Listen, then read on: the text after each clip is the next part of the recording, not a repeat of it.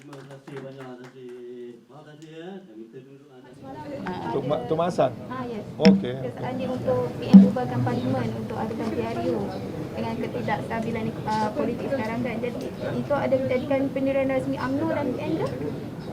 Sebenarnya UMNO tidak buat apa-apa perbincangan mengenai perkara pembubaran. Kita telah buat pendirian itu dulu sebelum waktu Tun Mahathir menjawat jawatan sebagai interim Prime Minister, dan waktu kita terpaksa memilih seorang Perdana Menteri setelah Dr. Mahathir melepaskan jawatannya. Waktu itu ada secara resmi kita berpandangan Parlimen patut dibubarkan untuk membentuk satu kerajaan yang baru.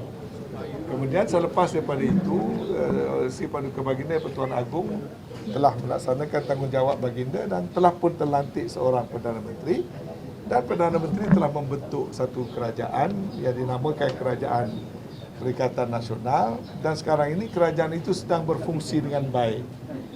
Pada saya, buat masa ini tidak berbangkit soal membubarkan parlimen sebab kita sudah ada Perdana Menteri, kita sudah ada kerajaan, dan tak timbul juga soal ketidakstabilan.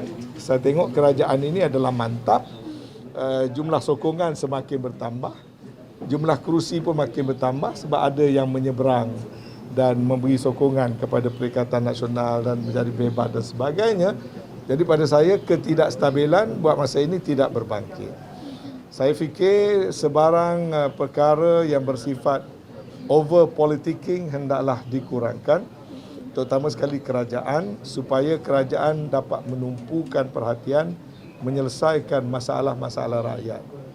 Saya rasa rakyat mungkin keletihan kalau dia dengar orang politik asyik bercakap politik, tetapi masalah mereka begitu banyak yang tidak selesai, daripada sekecil-kecil isu gelandangan, isu perumahan, ramai yang hilang pekerjaan, ramai yang hilang perniagaan dan sebagainya. Jadi saya fikir elok kita tumpukan kepada kerja kita sebagai sebuah kerajaan. Maksudnya itu pandangan peribadi Tok Mat? Ya, yang pandangan Tok Mat memang pandangan peribadilah, sebab parti tidak buat sebarang keputusan soal pembubaran. Ya.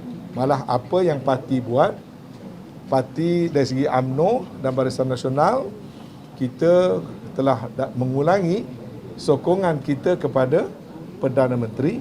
Kita telah mengulangi kita adalah sebahagian daripada loose coalition dalam Perikatan Nasional, dan kita pendirian kita, kerajaan harus memberi tumpuan kepada masalah-masalah rakyat. Itu pendirian resmi yang boleh saya sebutkan sebagai saya Setiausaha Agung Barisan Nasional, dan itulah juga pendirian yang telah kita buat dalam mesyuarat muafakat nasional yang juga saya Setiausaha Agungnya. Saya boleh mengesahkan muafakat nasional mengulangi sokongan kepada kepimpinan Yang Amat Berhormat Tan Sri Muhyiddin Yassin sebagai Perdana Menteri. Kita mengulangi komitmen kita mendukung kuat kerajaan Perikatan Nasional, dan pendirian kita harus fokus kepada agenda rakyat.